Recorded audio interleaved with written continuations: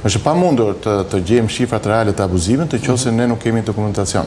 Sot nëse do të kërkosh kryetares bashkisë Sako të dhëna nuk të jep.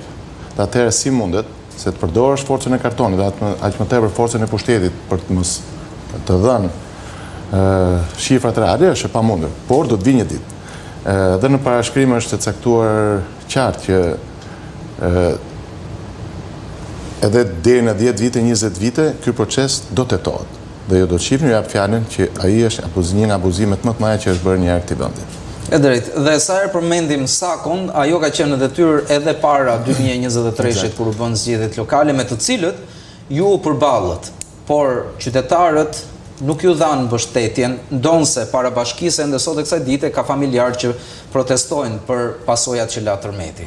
Unë nuk do të thoja këtë, unë biles në këtë rast gjëra si ti falenderoj Dursakët, se më thënë të drejtën, pavarësisht vjedhjeve të mëdha, unë arrita në atë kohë, ose më mirë forca jonë politike, duke qenë dhe unë kandidat, arritëm që të merrnin 45% të votave, ku mendojmë në atë kohë që nuk kishim as vullën e Partisë Demokratike, nuk kishim komisioner dhe shumë elemente të tjerë. Mos harrojmë që intimidimi që u bërë administratës, vjedhjet, të gjitha këto ndikuan në rezultat. Dhe po ju them dhe një shifër, nëse nuk mund të them që nuk kam mbështetjen, se nëse do të marrim dhe lagjen e zonjës Saka, po dhe lagjen time në qytet, janë fituar të dyja lagjet nga unë. Që do të thotë në qendër të qytetit, në lagjet si të zonjës Saka, si të lagjes time, lagjet 3 dhe 4 për korreksi, janë fituar të dyja nga unë. Që do të thotë mbështetja e Dursakëve nuk ka munguar. Kuptohet që deformimi i votës, sidomos në zonat rurale, me anë të fortëve, me anë të krimit, të paras, të shtetit, mos harrojmë që këtu nuk ka gara elektorale e jonë.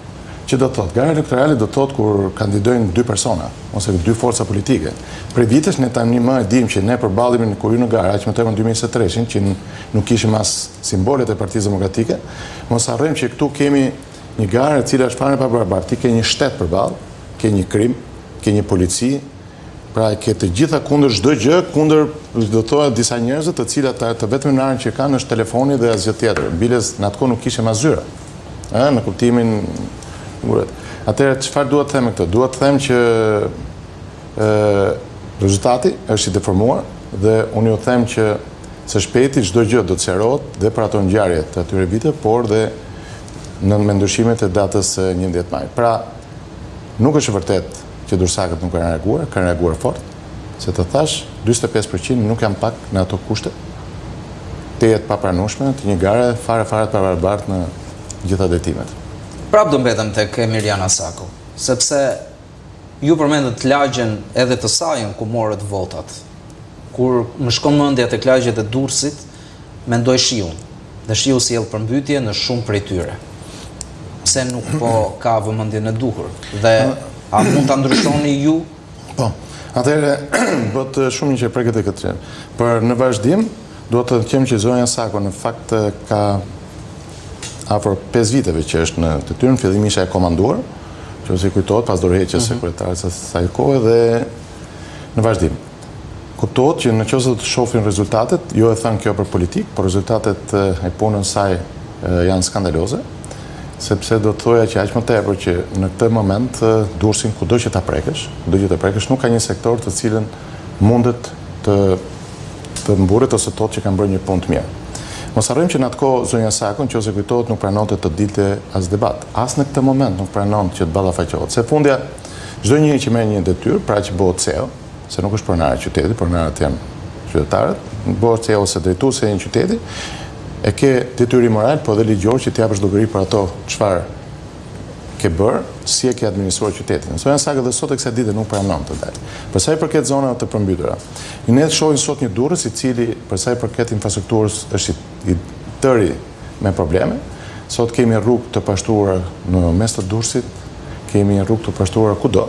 Mos harrojmë që nuk ka ngritur kur zërin për një problem të vetëm, nuk kundërshton kur zoti Rama, pavarësisht se Durrësi është një qytet i braktisur dhe nga qeveria, dhe me thënë të drejtën është dëshpëruese kur të gjë e shoh dhe nga deputetët socialistë. Pra, e gjithë trupa, në një farë mënyrë është kthyer si shërbëtor të zotit Rama, ose si njerëz të komanduar, sepse zonja Sako duhet të kujtoj dikush që është njeri e votuar nga qytetarët, dhe me të gjitha duhet të japi llogari tek qytetarët dhe jo tek zoti Rama. Kur e sheh që sillet si një drejtoresh, është me të vërtet për të ardhur keq. Nuk duhet të ndodhi kur një njeri që votohet pikë së pari duhet të japi llogari tek qytetarët dhe jo tek kryetari. Duket sikur Partia Socialiste nuk është e fokusuar nga ajo që thoni ju në qytetin, por në Bregdetin e Durrësit dhe me këtë ka marrë edhe një hap konkret. Një shumë e konsiderueshme vihet në dispozicion për zgjerimin e vijës bregdetare. Ju ndërkohë i dilni kundër këtij investimi. Atëherë, çfarë kam thënë për të qenë kundër që të jemi korrekt, jo vetëm këtë dhe po dhe portin. Unë jam pro çdo lloj investimi që të bëhen në qytetin e Durrësit. Por ama është si të thuash në një shtëpi që mungojnë kushtet elementare për të jetuar, ti të thuash unë të bëj zbukurime.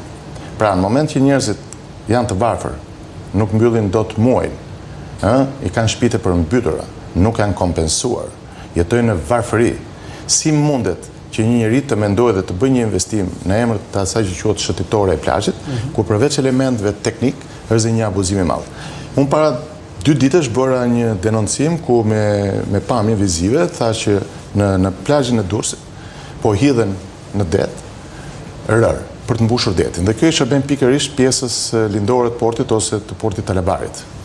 Dhe pyetja është, po si ka mundësi që të gjithë specialistët që të ulësh rër në det është si të ulësh krip në det, sepse me kalimin e kohës rëra merret nga deti. Pyetja e dytë është, po si është e matshme që janë hullur 3.8 milion euro? Kuptohet se të gjithë më thonë që aty janë hullur disa kamione, që ndofta shkojnë 100 apo 200.000 euro, dhe pjesa tjetër është e gjithë abuzive. Dhe për këtë i kanë bërë thirrje jo vetëm qytetarëve, por dhe organeve ligjzbatuese, sepse kjo është një vjedhje që ndodh në ditët e diellit, e cila është e pamatshme në asnjë rast.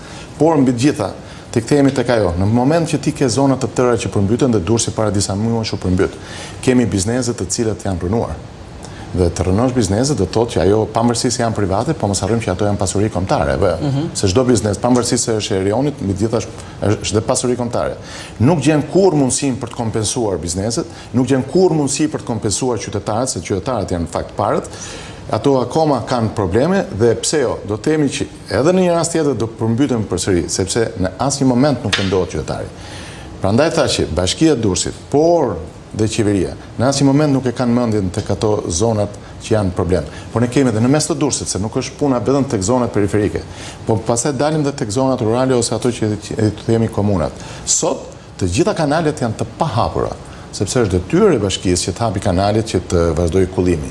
Po të shkosh në komuna, në fshatra, thonë që kemi vite, 12 vjetë që nuk bëhet asnjë veprim për kanalet. Dhe normali që këto do sjellin dhe përmbytje. Këto pastaj sjellin dhe probleme të tjera. Mos harrojmë që kemi dhe rrugët të shkatruar, se normal në zonat që mbajnë ujë shkatruan dhe rrugët të më tërë me radhë. Dhe i tërë edhe sot, se të kthehemi përsëri tek ajo që thash në fillim, është njësoj momenti që nuk ke të kushtet minimalit të jetesës në shtëpinë tënde, të kesh mendjen të bësh piercing apo të zbukurohesh. Kthehemi tek shtëpia juaj.